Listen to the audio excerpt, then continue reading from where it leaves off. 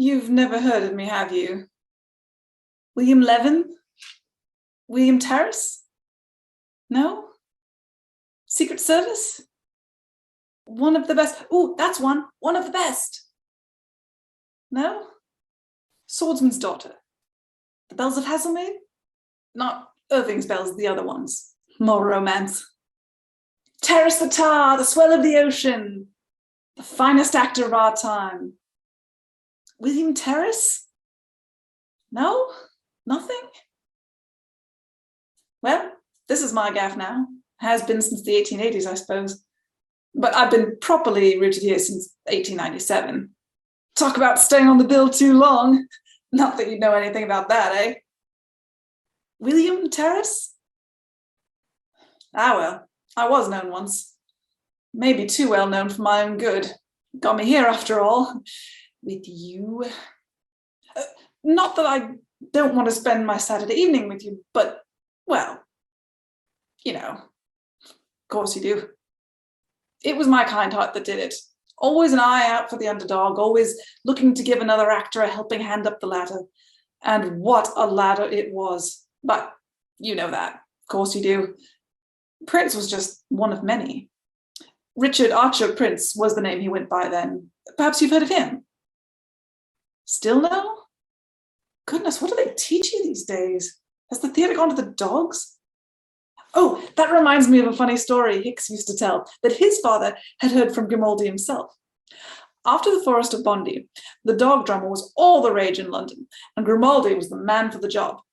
He played with animal after animal until one day, when he was rehearsing a new piece with Mr. Camp, the dog took one look at him and refused to go, so they had to cut her part. That was the end of the dog drama, thank God for that. Where was I? Oh, Prince, right here. When I first met him, he was wandering the bare stage, property spear in hand, looking the epitome of the dozen-a-penny supernumerary. But there was something about the way he paced the boards, counting them off, it seemed, like Keane, aware of everything. I stopped to watch, my own part forgotten. All the other supers had long since left, but there he was, turning that knife-sharp focus to his role, committing to memory the exact dimensions of the Adelphi stage. Second time we met, he was slumped at the corner of the alley, the shortcut, you know, from the Strand to Maiden Lane, where the other actors entered. His legs splayed out at awkward angles, his head slumped on his chest, his cap askew, and one pale ear showing above a dirty collar. I helped him up, brought him in, gave him a brandy in my dressing room, though he maybe had enough already, now that I think about it. He promised he'd dry himself out, that he'd commit to his parts when he could get any. The hint was plain. I did the best I could, but it was hard going then for any jobbing actor. Even my influence couldn't open more than a few doors. And each time he'd somehow end up back on the street. I'd find him again at the corner of the alley, sometimes slumped as before, sometimes standing sheepishly, twisting his hat and shaking hands. Next thing I know, he's sending me letters, letter after letter.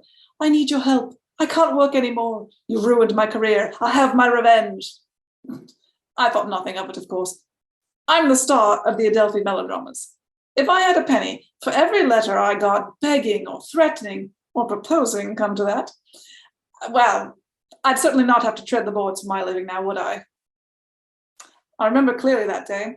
It was December, frosty with a winter's bite in the wind along the heath. I drove into town after dinner and was dropped at the corner of the lane. The fresh winter evening lengthened out ahead of me. I'd received charming reviews on my part and was sure of a full house. At the stage door, I fumbled for my key. It's always at the bottom of my pocket and never comes out easily. The contents fell, as ever, to the ground. But there, amongst a few bits of thread, a button, some loose coins, a twist of tobacco, there was my key. I bent to retrieve it and piled the rest back into my coat pockets. As I straightened up, I felt a sharp prod at my back, then another one. I turned. The lights of the street suddenly seemed unnaturally bright. A dark figure rushed towards me. Some instinct made me raise my arms. Another sharp impact. I am stabbed! I am stabbed! I am stabbed! A blur. I am in the street, surrounded by human shapes, their edges shimmering in the lamplight. I'm in the passageway, the wooden floorboards rough against my back. Sudden chill on my chest. My hands, I can't feel my hands. I'm in the passageway, my head pillowed and caressed. I'm in my dressing room. I'm in the street. I'm in the street, and suddenly the lights are different.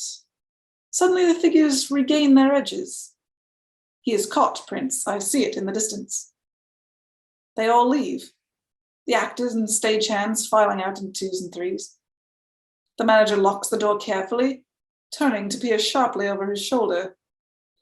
The night lengthens, the lamps dim. Daylight begins to edge its careful way over the frosted roofs of the Strand. I am in the street. You'll find the stage door. I cannot rest. And Prince. He has his wish. He is remembered.